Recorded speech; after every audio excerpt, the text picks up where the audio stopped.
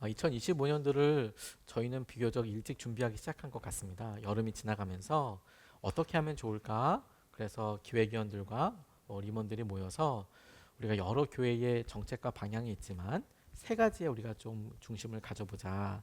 첫 번째 예배, 두 번째 속회, 세 번째 다음 세대. 요 세 가지에 일단 여러 가지 선교 중요한 것들이 많지만 저희 교회가 지금 우리의 필요, 우리의 마주함에 있어서 가장 갈급한 것들로 딱 세 가지만 정해보고 일단 1년이라도 이거 한번 몰입을 해보자. 이런 느낌으로 10월 달에는 예배와 관련된 말씀을 나눴고 11월 달에는 소그룹 혹은 교회와 관련된 말씀을 나누고 있고 오늘이 세 번째 시간이 되겠습니다. 결론부터 말씀드리면 우리의 속회, 우리의 교회는 예수님의 제자로 살아가는 방법을 훈련하는 곳이다. 예수님의 제자로 살아가는 방법을 실험하는 곳이다. 우리의 속회가, 우리의 교회가 그렇다라고 싶습니다. 오늘 이 본문 말씀을 통해서 하나님께서 우리에게 도전하시는 것을 우리가 좀 같이 보고 싶습니다. 가르침과 배움의 영성이라는 책에 파커 파머라는 유명한 신학자가 이런 단어 하나를 언급하는데 제게 이 설교를 준비하면서 질문이 되었습니다. 우리가 잘 알고 있는 단어인 remember, 기억하다라는 뜻이죠. remember, 기억하다라는 뜻의 그 remember를 이 파커 파머라는 신학자는 가만히 보다가 이렇게 나눠봤어요. 뭐냐? remember 스페링이 R-E 그리고 M-E-M-B-E-R. 그래서 RE는 보통 반복하다 혹은 계속되다 이런 의미로 접두사로 사용되는 단어들이 많이 있습니다. 예를 들어 repeat이라든지 반복되다라는 것들에 대해서 다시라는 뜻도 있습니다. 그리고 멤버는 우리가 흔히들 생각할 때 생각하는 그 멤버 있지 않습니까? 우리가 동아리의 멤버, 속회의 멤버 할 때 그 멤버입니다. remember를 기억하다 이렇게 우리가 생각하지만 이 신학자가 가만히 보니 멤버로서 다시 서게 되는 거구나. 기억하다라는 의미는 remember, 다시 멤버가 되는 거구나. 그런 의미로 remember, 기억하다의 반대말이 잊어버리다라는 영어 단어인 forget이 아니고 dismember, 이건 절연하다, 잘라내다, 떨어지다 이런 의미거든요. 그래서 remember, 기억하다의 우리가 공동체를 이루다라는 반대말은 절연하고 홀로 떨어지는 것을 말하는 것 같다. 그래서 이런 재미있는 아이디어 하나를 냈습니다. 주님께서 잡히시기 전날 밤에 우리에게 성찬을 떼시면서 이것을 내 몸이라고 생각하고 먹어라. 이것을 내 피라고 고백하고 먹어라. 이걸 밥 먹을 때마다 나를 기념하고 기억해라 라고 말씀하실 때 우리가 그것을 기억하는 것은 다만 주님이 그 일을 하신 것을 기억하고 우리 중심의 기준으로 삼는 것 외에 그 일을 통하여 remember가 되는 거예요. 내가 다시 주님의 제자로 내가 주님으로 서는 것을 의미하는 것이라고도 적용해 볼 수 있겠다고 싶습니다. 오늘 우리가 속회와 교회를 생각하면서 너무 중요한 아이디어라는 생각을 하게 됐어요. 지난주는 우리가 추수감사절로 보냈지만 그 전주, 그 전전주에 이렇게 내용을 속회와 교회를 생각하면서 전했습니다. 사실 굉장히 좀 많은 내용과 구체적인 내용들이 있지만 그래서 좀 아쉽기도 해요. 충분히 다 전하지 못했다라는 생각이 들어서. 근데 그럼에도 불구하고 기본적인 도전이나 이런 것들은 너무 중요하다고 생각해서 전하기도 됐는데 우리가 처음 때를 기억해 보자. 무슨 말이냐? 출애굽한 사람들이 어느 날 보니까 광야에서 태어난 사람들이 되어 있더라. 이 말은 그들이 홍해를 가르기 전에 10가지 재앙을 통해서 심판을 통해서 하나님이 어떤 분이신지를 경험했고 홍해가 갈라지는 것을 보았고 그런 어마어마한 기적과 구원의 역사를 일으키신 사람들이 있었지만 광야 생활을 하다 보니 그곳에 그들의 연약함과 삶 때문에 다 죽고 나서 그곳에서 태어난 사람들은 기적이라고밖에 할 수 없는 날마다 하늘에서부터 만나가 먹을 것이 임하고 그리고 불기둥 구름기둥으로 그들을 인도해 나가고 메추라기가 때를 따라서 단백질을 공급하는데 날아오기도 하고 반석에 터쳐서 물이 나오는 것들을 광야에서 태어난 사람들은 너무 당연하게 생각하면서 살았거든요. 그러니까 기적과도 같은 일들이 그 전 세대가 봤을 때는 기적과도 같은 일들이 어느 순간에 보니까 너무 당연하고 그래 그렇지라고 생각되어 지더라. 어느 것 하나라도 기도 아닌 게 없었는데 처음 마음을 생각해보자. 교회와 소그룹 공동체를 생각하며 그래 우리가 어느 순간에 처음으로 만들 때 세울 때가 아니라 광야에서 태어난 사람들처럼 믿음 생활을 하고 있는 것은 아닌가. 그렇게 첫 번째 설교 때 도전을 해보았습니다. 그리고 주님의 체크리스트라는 두 번째 설교에서는 우리가 교회를 결정할 때 이 교회는 뭐가 있고 뭐가 있고 뭐가 있어. 체크리스트가 있듯이 하나님께서 이렇게 주님께서 이렇게 보시기에 그래 교회가 설 때 주님께서 중요하게 생각하시는 거 뭐가 이야기할 때 그중에 제일 중요한 주님의 체크리스트 중심으로 보시는 것이 다른 누구의 고백이 아닌 우리 자신의 고백. 너는 나를 어떻게 생각하느냐? 주님은 그리스도이시고 살아계신 하나님의 아들입니다 라고 고백하는 너의 고백은 무엇이냐? 이걸 너무너무 중요하게 생각하시더라. 그래서 주님을 믿는 믿음으로 우리가 나아가고 이 고백을 세워나가는 것이 중요하더라. 내 고백. 아무리 큰 교회, 좋은 교회가 있어도 내가 어떻게 되다가 내가 그것을 어떻게 동참하고 내가 그 믿음에 어떻게 반응하는지가 주님께서 지금 이 상황에서 주목하시는 제일 중요한 체크리스트이더라. 오늘은 마감하면서 이 세 번의 시리즈를 정리하면서 앞서서 말씀드렸듯이 우리의 속회가 우리 교회가 예수님을 따라서 살아가려고 하는 우리에게 예수님을 닮아가고 예수님의 제자로서 살아가는 방법을 훈련시키고 또 어떻게 해야 하는 것이 주님의 뜻대로 살아가는 것인지에 대해서 훈련하고 실험할 수 있는 중요한 장소고 중요한 믿음의 실험실이다. 이렇게 고백하고 말씀을 붙잡고 싶습니다.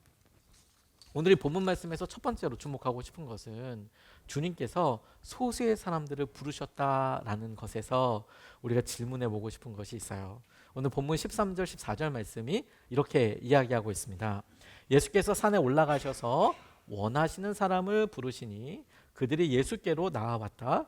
예수께서 12를 세우시고 그들을 또한 사도라고 이름하셨다라고 이렇게 말씀이 소개하고 있습니다. 주님의 마음은 모든 사람들을 향한 것임에 틀림없습니다. 주님의 말씀과 약속을 듣는 모든 사람들에게 해당되고 도전되는 말씀임에 틀림없지만 그럼에도 불구하고 이 모든 사람을 향한 말씀에 대답하고 응답하는 사람들은 모두가 다는 아니었습니다.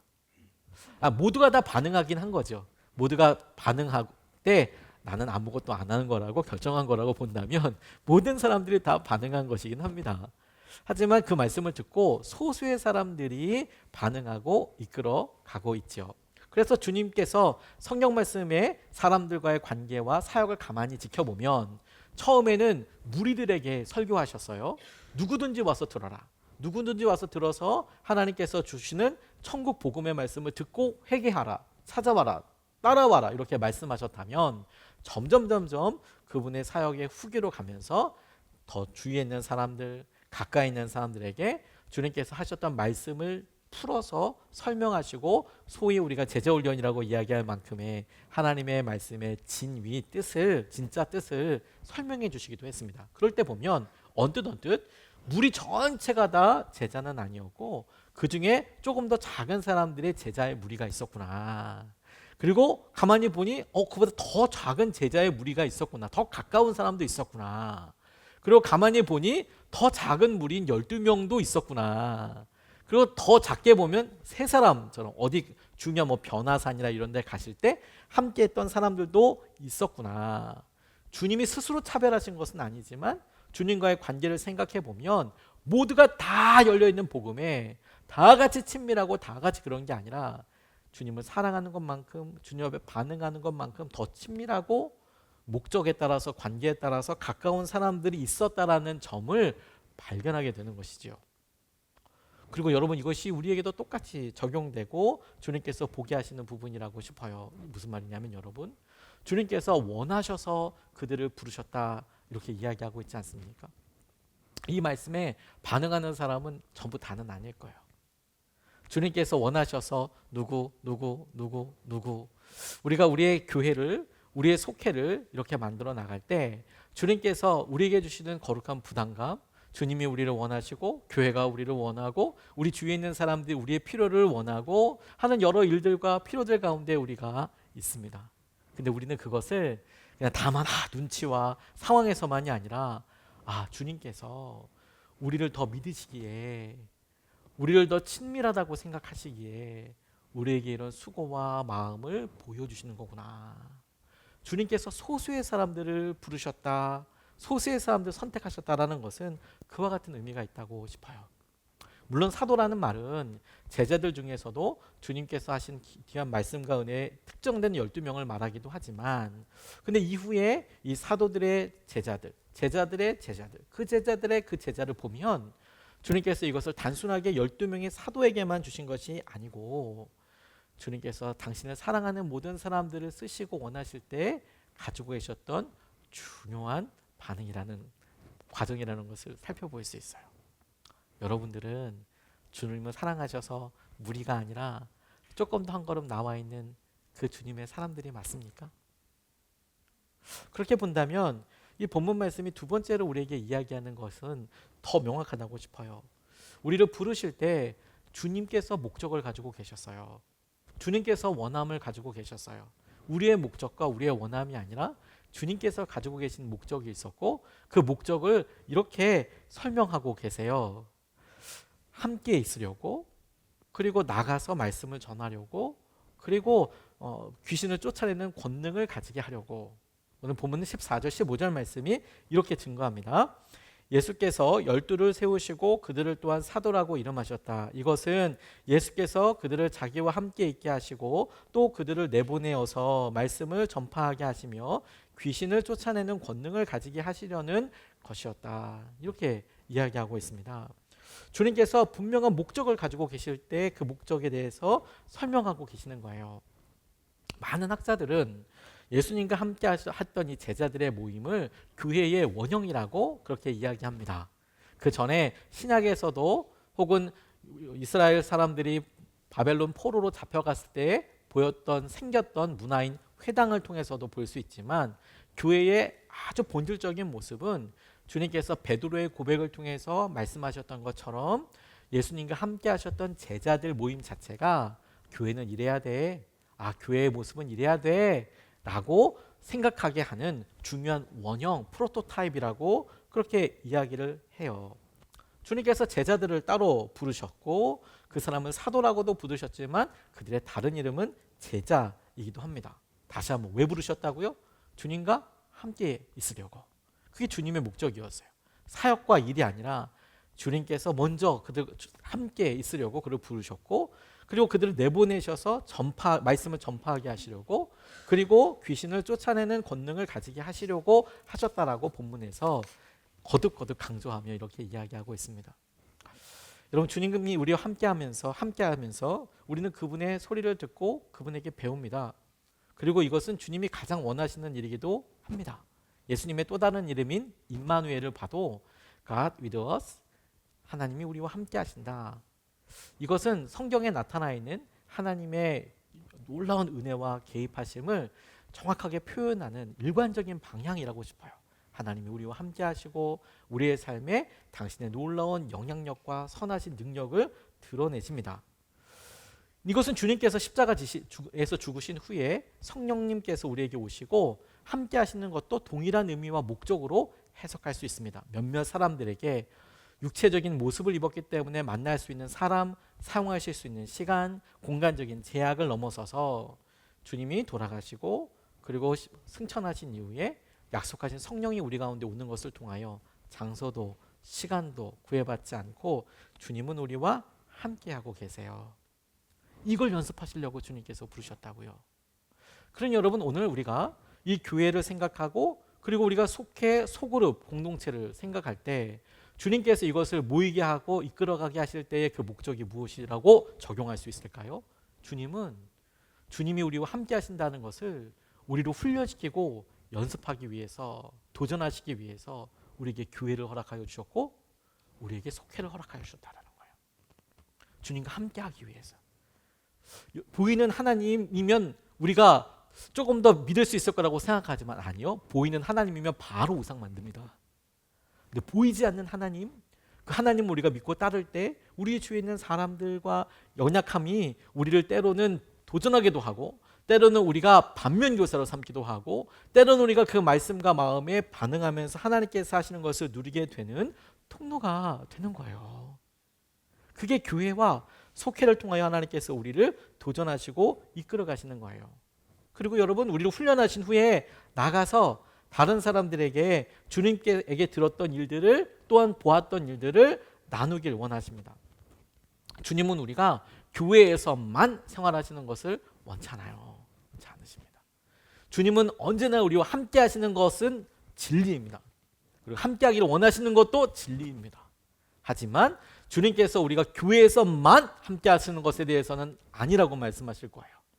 교회에서 주님의 말씀을 듣고 따라가며 주님께서 우리에게 하시는 일들을 향하여 붙잡고 세상을 향하여 나가서 일하는 것, 말씀의 통로 되는 것, 무엇을 보았고 무엇을 들었는지 그게 어마어마한 일과 사건이 아니더라도 우리가 경험한 일을, 그게 시냇물 같은 은혜면 시냇물 같이, 그게 강 같은 은혜면 강 같은 은혜를 더하지도 덜하지도 않고 전하고 나누는 것을 위하여 우리를 부르심 받았다는 거예요.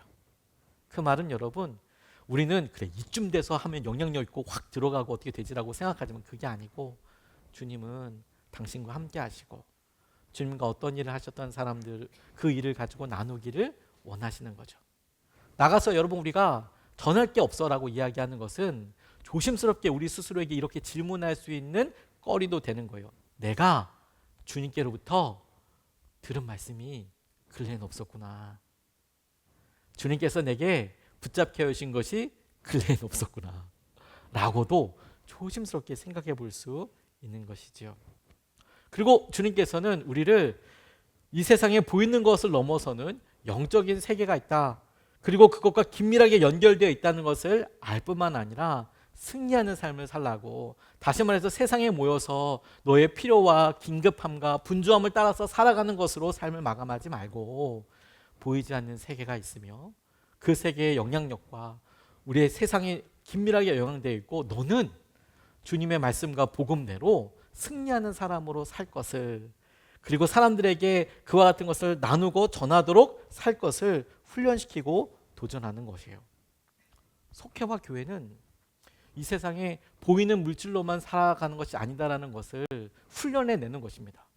근데 여러분, 아이러니하게도 우리는 일주일 동안 돈 걱정과 세상의 걱정과 이런 일들에 온통 가 있잖아요. 그렇기 때문에 교회와 속회는 너무 중요한 거죠. 왜? 우리가 가만히만 냅두면 온통 그리로 가 있는 것에서 중심을 다시 찾아오는 것이죠. 아니, 우리의 삶은 떡으로만 사는 것이 아니라 하나님의 말씀으로 사는 것이고, 우리는 이 땅에서의 성공뿐만이 아니라 죽음 이후에 주님께서 말씀하신 천국을 살아가는 사람이고, 우리는 죄에 매여서 당연하다고 인정하고 합의에 따라서 살아가는 것이 아니라 주님께서 성경에 말씀하신 복음과 능력을 따라서 살아가게 될 거야. 그게 우리에게 가장 큰 능력이고 우리에게 주님께서 허락하신 명령이야. 그걸 실험하고 재확인하고 누리게 되는 그런 은혜인 것이죠. 그런데 여러분, 이 일에도 양극화 현상이 일어나고 있습니다. 양극화라고 이야기하는 것은 뭐냐면, 영적인 상황과 세상에 대해서 믿음의 사람들도 양극화가 일어나고 있어요. 그래서 어떤 사람들은 다 무조건 다 영적으로 막 이렇게만 설명을 하려고 그래요. 이것은 분명히 진리를 포함하고 있기 때문에 틀리다라고 이야기할 수는 없지만, 그런데 우리가 그런 영적인 세계의 마음으로만 사는 것이 아니고 오히려 이 세상에서 살아가고 있잖아요. 우리 삶에 중요한 우선순위도 있지 않습니까? 먹어야 될 것, 살아야 될 것들을 그냥 무조건 폄하하고 낮다고 생각하는 것은 주님이 우리에게 주신 놀라운 세계를 지극히 제한적으로 생각하는 그런 모습이라고 싶어요. 은혜를 사모하고 그 일을 따라가지만 그게 전부는 아닐 수 있다는 거죠. 거꾸로 여러분, 그렇게 영적인 세계 난 잘 모르겠어. 내가 이 땅에서 어떻게 살지가 너무 중요해. 그래서 내게 주어진 삶과 우선순위에 혹은 적용이 될 수 있는 것, 교회가 목사가 설교하는 이런 메시지가 오늘날도 어떤 치유와 어떤 회복과 어떤 의미가 있지? 이건 굉장히 중요한 영향력이고, 그리고 노력하고 준비하기도 하겠지만, 그럼에도 불구하고 우리의 마음이 거기에 계속해서 주목하고 있다면, 그래서 오늘 어떻게 내게 다가왔는지 몰라 이거라고 한다면 역시 양극단에서 가장 밑으로 다시 나아가고 있는 거예요. 나치가 독일의 정치적인 당이었습니다. 우리나라의 뭐 국민의힘이나 민주당처럼 나치가 이런 파티였어요. 정당이었습니다. 정당. 근데 그 정당 나치 정당이 이렇게 독일에서 막 세를 이렇게 거듭하기 전에 독일의 아니 전 유럽에 굉장히 놀라운 부흥의 불길이 있었어요. 웨일즈에서부터 시작해서 하나님께서 성령의 역사하심을 부어 주셨습니다. 그 사람들이 방언도 하고 막 이상한 그들이 체험하지 못했던 여러 일들로 반응하기 시작하는 거예요. 근데 독일 교회가 그 일에 대해서 학자들이 모여서 생각하고 그다음에 결론을 내렸습니다. 아시다시피 여러분 독일에는 루터라는 사람이 1500년부터 활동을 하면서 뭐 죽기도 했지만 독일 교회는 개신교회예요. 가톨릭이 아닙니다. 프랑스는 가톨릭 국가예요. 종교개혁 이후에 각 나라와 지방 혹은 거기를 다스리는 제후라고도 하고 다스리는 지도자에 따라서 종교를 선택할 수 있도록 했어요. 독일은 루터란 계통의 개신교회입니다. 근데 들어가 보면 예배는 성당 미사랑 조금 비슷하기는 합니다만 그런데 고백이 다르고 그다음에 가톨릭 교회가 아닙니다. 근데 그들이 그 신학자들이 모여서 고민했어요. 이건 규명이 안 돼. 우리는 성령의 역사에 대해서 반대. 이거에 대해서 우리 지지하지 않아. 이렇게 하는 것은 교회가 허락하지 않아. 이렇게 결정하는 일이 있었습니다. 근데 여러분 그렇게 성령의 역사하심과 거부감에 대해서 표현한 그 일을 나중에 교회 사학자들은 조심스럽게 이렇게 이야기를 해요. 뭐냐? 나중에 이 독일의 교회들이 1차 대전 이후에 2차 대전에 나치 정당으로서의 나치가 득세하게 되었을 때 그리고 히틀러라는 이 나치 당의 당 대표가 수상이 되었을 때 독일 교회가 나치를 지지했어요. 그리고 히틀러를 지지했습니다. 그들이 생각했을 때 그래 1차 대전 이후에 이 경제적인 어려움을 해결할 수 있는 방법 없어. 그런데 이 독일을 부욕해 하는 이런 정당의 논리와 이 히틀러라는 사람의 그들이 봤을 때 열정처럼 보여줬던 이 특이한 그런 리더십에 대해서 독일 교회가 동의했어요. 지지했어요. 군대 나가라고 그랬어요. 근데 그런 군대만 있었던 게 아니라 오히려 이런 큰 교단으로서의 독일 교단이 아닌 그 안에서도 양심과 복음 안에 서려고 하는 사람들이 있었습니다. 그들은 아니야, 성령께서 함께 하시고 이끌어 가시는 것을 보고 살아가는 것에 대해서 정말 관심이 많았어요. 그러니 하나님께서 우리에게 이렇게 보실 때 우리의 생각이 영적으로 그래 그렇게 하나님께서 은혜와 주의 마음을 의지하고 살아가는 것과 함께 우리의 삶에 있어서 주님께서 우리를 바꿔가시고 이끌어가시는 것을 우리가 함께 누리기 위해서 주님이 우리를 실험하는 장소로 교회를 부르신 거예요. 그러니까 여러분 교회 나눔에서는 당연히 세상에서 있었던 중요한 나눔과 일거리가 들어와서 함께 나눠줘야 하고 또한 믿음으로 하나님께서 하셨던 일들에 대한 분명한 고백이 그 일들을 통해서 함께 나눠줘야 하고 함께 기도해야 하는 것이죠. 그게 믿음의 실험을 하기 위해서 교회와 속회가 우리 가운데 필요한 중요한 목적과 이유라는 거예요. 그렇게 생각한다면 여러분, 저는 여러분들과 함께 이 3주 동안의 설교를 마치면서 주님께서 우리에게 보여주신 이런 말씀과 은혜에 대하여 믿음으로 이렇게 결단하고 한 걸음 내딛고 싶습니다.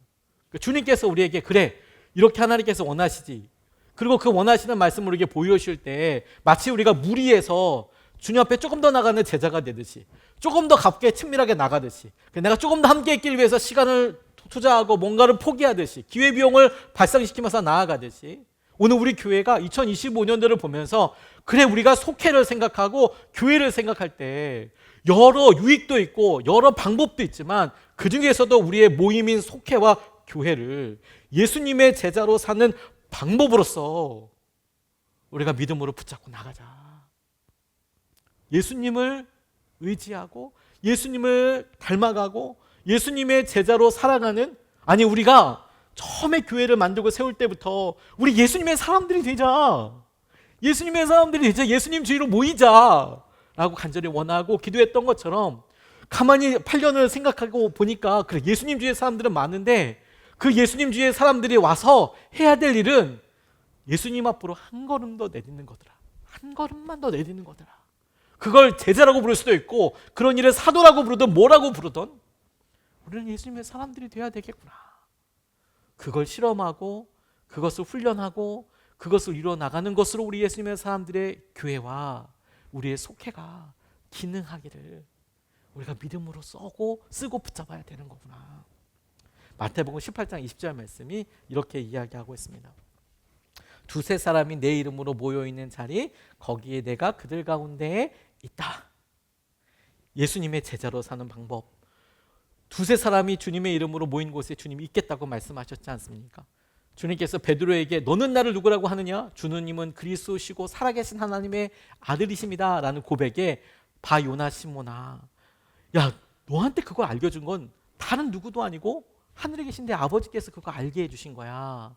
이렇게 말씀하시며 그렇게 알게 해주신 하나님께서 너에게 하시는 일을 작다고 생각하지 마. 그 일을 믿으면서 의지해 나아가자. 주님께서 우리에게 그래 속회에서 우리에게 알게 해주신 것, 우리에게 깨닫게 해주신 것, 너 그거 작다고 생각하지 마. 하나님께서 그때 그 시기에 그게 아니면 우리를 깨닫지도 못하고 흔들지도 못하고 만지지도 못하는 일들에 우리를 상황을 두게 하시고 이끌어 가시는 것에 주님이 우리의 놀라운 은혜를 주시는 거예요. 나치가 활동했던 시대에 디트로이트 본 회퍼라는 목사님이 계셨습니다. 이분은 나치 다수당에 동의하지 않고 그 국가의 교회가 나치를 지지하고 했을 때 거기서도 주님의 말씀과 복음대로 살려고 하는 소수의 사람도 있었다고 얘기했잖아요. 독일 안에 있었던 고백교회들이 그랬는데 이 본헤퍼 목사님이 이렇게 기록해요. 지극히 지성적이고 지극히 합리적인 사람들, 결정을 하는 사람들, 그런 사람들 앞에서 교회에 대해 이런 이야기를 합니다. 기독교인에게는 하나님의 말씀을 말해줄 다른 기독교인이 필요하다.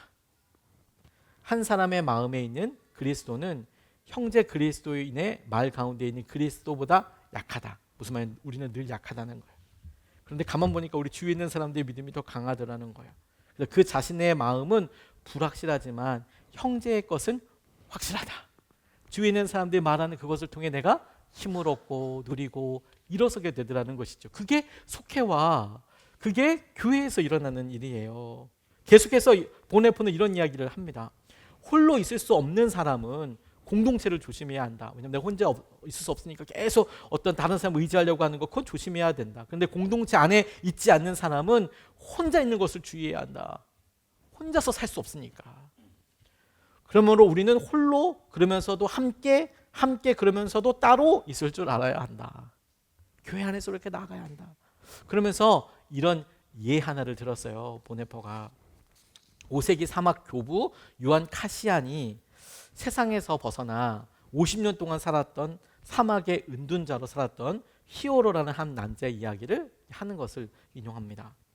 이게 무슨 말이냐면 당시 3세기, 4세기, 5세기, 6세기, 7세기까지 이어지는데 주님을 만나서 내가 정결하게 살고 싶어. 그러기 위해서 사람들을 만나니 내 욕심이 드러나고 내 마음이 계속 비교하게 되고 내가 마음속에 허탄한 생각들을 품게 돼. 그래서 아예 사막으로 들어가는 사람들이 의외로 많았어요. 3세기, 4세기, 5세기 경에 예를 들어 바울도 아라비아 사막으로 가잖아요. 똑같이 아라비아 사막으로 가는 사람들이 많았어요. 튀르키예 땅의 아토스산이라는 근처에 그래서 여전히 내려와 있는 수도원이 많이 있습니다. 그래서 거기서 평생 살았어요. 이 히오로라는 사람은 50년 동안 사막에서 은둔자로 살았대요. 아무도 안 만나고 그냥 그렇게 살았다는 겁니다. 심지어 이 사람은 어떻게 생각했냐면 주일이나 축제일에 다른 은둔자들이 그렇게 사는 사람들이 따로따로 떨어져 있었거든요. 은둔자들이 예배에 참석하기 위해서 이렇게 모이면 이 히오로라는 사람은 하나님 앞에서의 엄격한 영적 훈련을 게을리한다는 인상을 줄까봐 참석하지도 않았대요. 이게 무슨 말이냐면 내가 자랑하라고 하는 거 아니야? 세상에 50년 동안 이렇게 살았으면서도 그렇게 생각했다는 거예요. 교회 이렇게 갈 때 내가 그동안에 영적으로 이렇게 있으니까 그 사람들 만나면 내가 뭐 자랑하고 싶을 거 아니야? 이것부터 시작해서 그런 사람들이랑 세속적인 사람이랑 내가 어울리기도 싫어. 이런 식으로 생각을 한 거죠. 그런데 그러던 어느 날 그는 하나님이 자신의 믿음을 시험하기 위해 깊은 우물에 뛰어들라고 하셨다고 생각을 했어요. 그는 천사가 나타나 자신을 구해줄 거라고 믿었어요. 결국 우물 뛰어들었어요. 죽을 뻔했습니다. 그래서 동료 수도사들이 그를 끌어내주며 그가 하나님의 음성을 들은 거에 아니라고 설득했어요. 하나님의 음성 들은 거 아니야. 그런데 그는 죽는 순간까지 자신이 하나님의 음성을 들었다고 확신했어요. 그는 그릇된 신념과 너무 이런 거에 집착한 나머지 죽음의 직면에서도 사람들의 이야기를 들으려고 하지 않았어요. 그는 마귀의 교활한 술책에 현혹되었다. 그의 자부심은 지나쳤다라고 그렇게 설명하고 있습니다. 교회는 여러분 연약한 사람들이 오는 곳이죠. 그런 의미로 교회의 이 건강한 공동체 속회는 헬스클럽이 아니라 재활센터예요. 우리가 우리 건강을 위해서 내 삶이 조금 더 건강하게 마무리되기 위해서 헬스를 끊고 헬스클럽에서 이렇게 하고 3대 얼마 치냐 그래서 그걸 훈련하기도 하고 하루에 1시간씩 막 이렇게 달리기도 하고 좋죠, 건강을 위해서.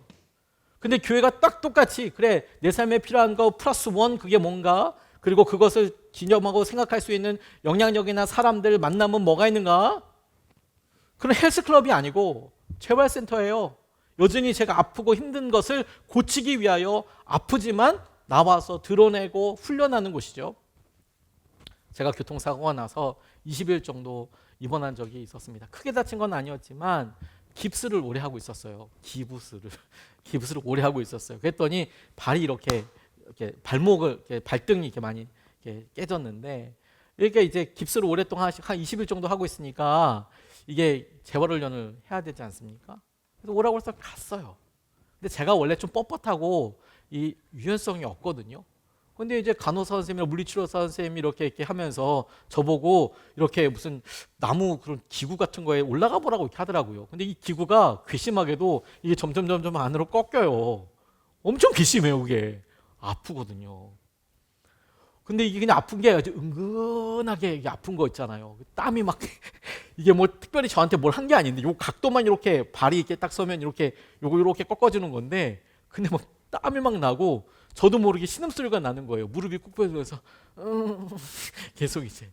그러니까 이제 간호사 선생님이 좀 참으시라고, 아저씨 좀 참으시라고 하는데 참을 수 있는 계제가 아니고 너무 힘든 거예요. 힘든 거예요. 그리고 당시에 제가 바빴다는 것은 이 힘들고 어려운 상황을 그래도 외면할 수 있는 자기 만족의 어떤 이유는 됐어. 나 너무 바빠서 나 이렇게 가니까 이거 오래 못하겠다. 괜찮지, 당장 이렇게 움직이고 저는 게 아니니까. 그래서 몇 번 가보다가 이 힘들고 어려운 시간을 제가 도망쳐 버렸어요. 근데 그 결과가 뭔지 아십니까? 제가 무릎을 못 꿇어요.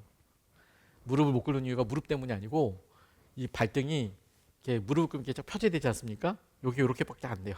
이게 다 안 펴져요. 오른쪽 발등이. 그러니까 무릎 꿇을 때 여기가 이렇게 되는 거죠. 엄청 아파요.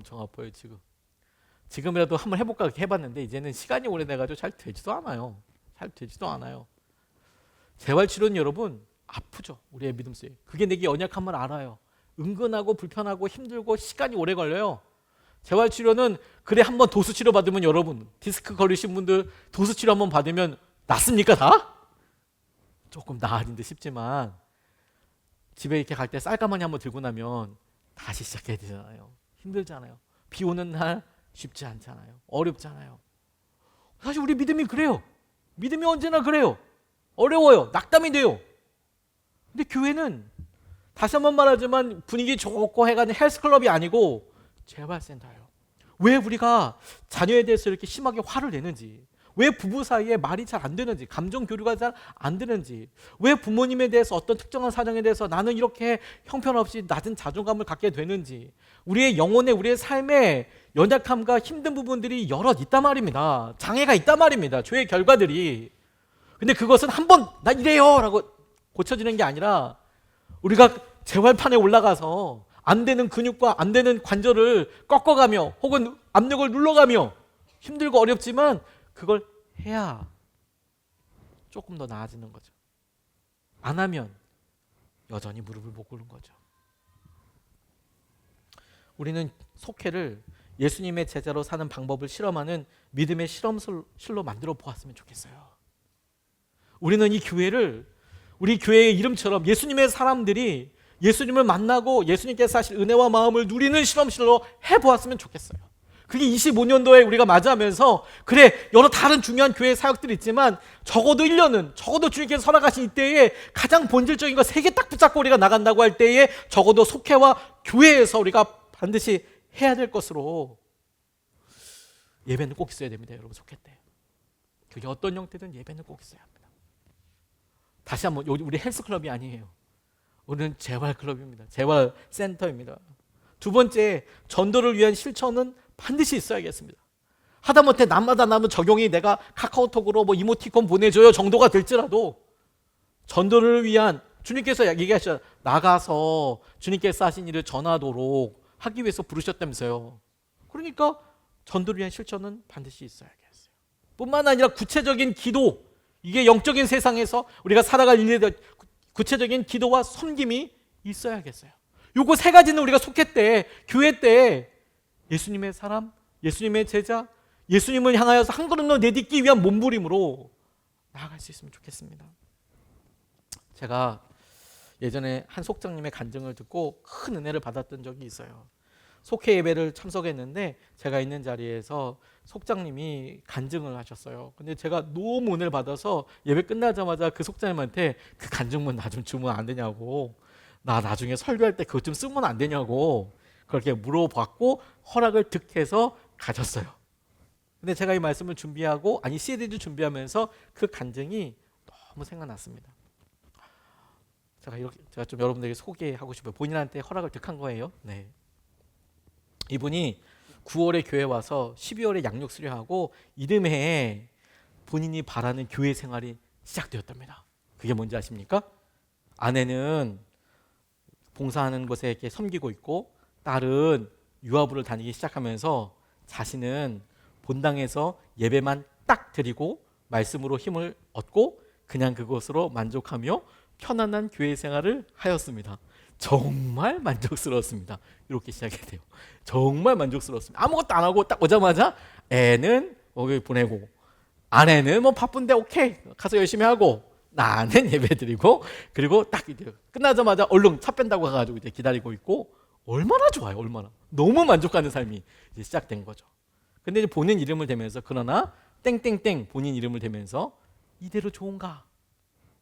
그러나 차기룡 이대로 좋은가? 그러나 뭐 죄송합니다. 김영길 이대로 좋은가? 에 대한 고민을 주님께서 하셨는지, 그 다음에 저희 속장님이 지역장님이 되시면서 저희 속회 새로운 속장을 임명하게 되었는데, 당시 속장님의 기도와 마음에 제비를 뽑아서 속장을 결정하기로 하셨고, 속장의 제비를 아내가 뽑게 되었습니다. 아내가 뽑았는데 속장을 빡! 참으로 당황스럽습니다. 아, 주님 겨우 1년밖에 마음의 자유와 평안을 허락지 않으시는군요. 이로써 속장의 부담스러운 자리와 명함은 나를 따라다니기 시작했습니다. 이러한 나의 두려움과 걱정을 아시는지 주님께서는 여러 가지 모습으로 나와 함께하고 계심을 보여주셨고, 나의 믿음의 크기를 더하시고 내 삶에 더욱 가까이 다가와 주셨습니다. 다들 아시겠지만 이분의 지금 간증문입니다. 말 주변이 참으로 어눌하고 논리정연하지 않아 했던 말 또 하고 등등, 속장으로 부족한 모습이 한두 가지가 아닌 저를 보면서 속장의 자리를 한번 노려보시기를 권면드립니다. 자신 있게 권해드리는 이유는 주님께서 하시기 때문입니다. 그러면서 이분이 가만히 보니까 정말 중요한 거, 본인이 이렇게 보니까 어떤 목사님의 칼럼을 보니까, 목사님의 칼럼에 그간 한국교회는 구원의 확신에 너무 많은 노력을 기울이는 바람에 예수님과 동행하는 것에는 소홀하지 않았나라는 글을 읽었습니다. 내가 예수님의 십자가의 보혈의 죄사함의 능력을 믿으며 그 사랑에 대하여 마음으로 믿고 입으로 시인하여 구원을 얻는 믿음을 얻듯이 양육수료를 하고 제자훈련을 하고 집사가 되고 권사가 되고 교사를 하고 속장을 하고 지역장을 하고, 이런 모든 활동이 마치 좋은 회사에 들어가기 위한 스펙을 쌓듯 천국에 들어가기 위한 스펙 쌓는 일이 되지 않기를 바랍니다. 정말 중요한 것은 내가 예수님을 사랑하고 그래서 동행하기를 원하고 예수님과 날마다 함께하는 삶을 살기를 원할 때 예수님이 계시는 천국에 초청받기를 원합니다. 속장의 자리가 저에게 그런 스펙을 쌓는 곳이었다면 저는 아마 벌써 낙오자가 되었을 것입니다. 제 힘으로는 그 스펙을 쌓지 못할 뿐 아니라 주님보다 제가 앞서 아마 모든 일이 뒤죽박죽 되었을 것입니다. 정말 형편없고 부족한 저의 모습을 보게 하시고 그로 인하여 가슴으로 속상해하고 힘들어하고 그런 저를 기다려주시고 함께해 주신 주님이 계셔 지금껏 속장의 자리를 감당할 수 있었습니다. 속장은 제게 땡땡땡 이대로 좋은가를 고민하시던 주님께서 주신 선물의 자리입니다. 저를 축복해 주시기 위해 주신 자리입니다. 담대히 고백합니다. 속장이 내게 어떤 스펙 쌓기도 아니요, 누군가를 이끌기 위한 자리도 아니요, 주일 저녁 야구 중계나 텔레비전 프로조차도 재미없어서 정말 할 일이 없어서 하는 것도 아니요, 내가 신앙심이 너무 뛰어나 그것을 나누려고 하는 것도 아니요, 주님의 말씀이 너무 좋아서 말씀 드리려고 하는 것도 아닙니다. 그저 주님께서 땡땡땡 이대로 안 되겠다 걱정되어 그리고 내게 축복해 주시려고 나보다 앞서 주님께서 행하시는 일들을 보게 하시려고 주신 자리입니다. 나와 동행하기 원하셔서 주신 자리임을 고백합니다. 이토록 나를 인도하기를 원하시는 주님께 감사드립니다. 제가 이분 간증을 더 길어서 이렇게 좀 짧게 줄이느라고 사이사이가 좀 이렇게 되었지만, 여러분, 우리가 주님께 나아갈 때 뭘 자랑하고 나갈까요? 뭘 어떤 걸 열매라고 생각하고 나갈까요? 아마 오늘서부터 하는 우리의 일이라고 싶습니다. 오늘 우리가 어떻게 주님의 마음과 말씀에 반응할 건가, 나아갈 건가, 그게 우리에게 어떤 의미가 있는가, 그게 중요하지 않겠습니까? 우리의 속회와 우리 교회, 우리가 지난 일을 8년 동안을 보고 그래 이게 이런 의미로서 우리에게 있었지라고 가늠하고, 그래 2025년도를 맞이하면서 우리가 역량을 다하고 할 때 다른 것 말고 하나님께서 우리에게 특별하게 주신 것을 우리가 한번 기대해보자.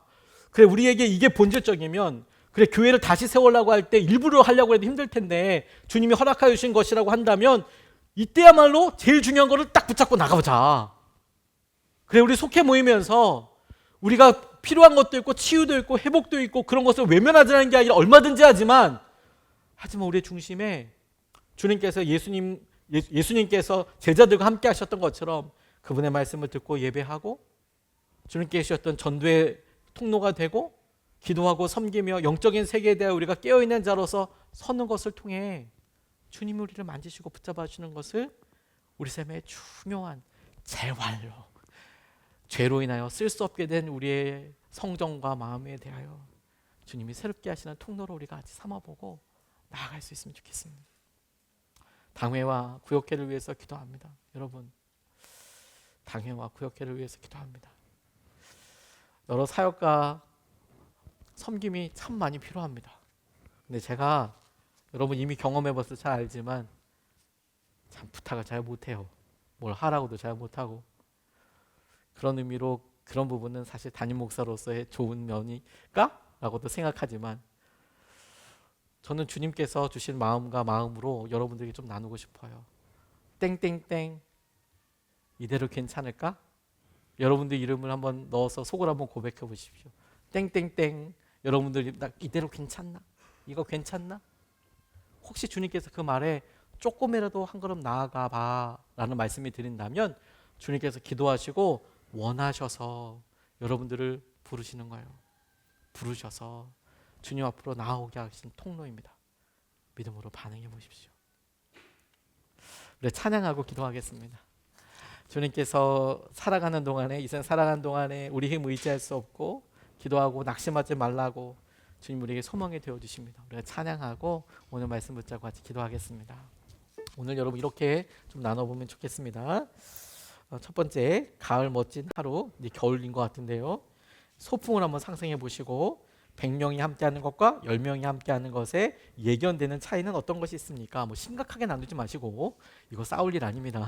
생각해 봤을 때 이거 이렇구나 저렇구나, 뭐 장소, 준비, 재정, 100명이랑 10명이 이렇게 다르겠구나, 이런 생각해 보면 좋겠습니다. 두 번째, 그 느낌 그대로 살려서 속회는 주님을 닮아가기 위한 가장 중요한 공동체입니다. 교회 전체 모임과 속회는 어떤 차이가 있습니까? 유익에 대해서 좀 나눠보시죠. 우리가 이렇게 나누고 이야기할 때 훈련한다는 것은 무엇인지, 헬스장에서 이렇게 막 헬스하는 것과 코치를 받아가며 하는 것과 어떤 것이 유익이 있을까요? 어떤 유익이 있을까요? 세 번째, 당신의 삶에서 부족하다고 생각되는 영역은 어떤 부분입니까? 재활이 필요한 부분은 어떤 부분입니까? 그 일을 영역의 삶을 주님과 함께 할 때 속해는 어떤 도움을 줄 수 있겠습니까? 지속적으로 만나고 함께 하면서 어떤 도움과 역할을 할 수 있을지 한번 나눠보고 같이 기도할 수 있으면 좋겠습니다.